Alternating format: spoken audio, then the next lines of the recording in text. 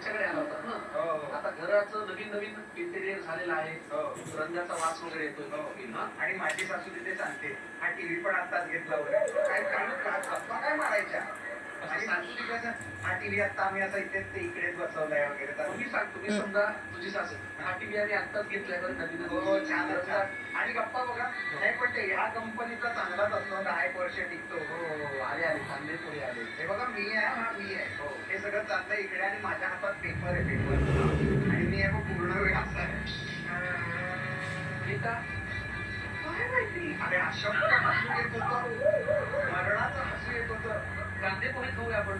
खाऊया ना कांदे पोहे. पण ती छान करते कांदे पोहे. अप्रतिम कांदे पोहे, अप्रतिम. वा क्या बात. हे कांदे पोहे, हे कांदे पोहे ही तर इडली चटणी आहे. हो कारण आमच्या वनपल्लीच्या कार्यक्रमाला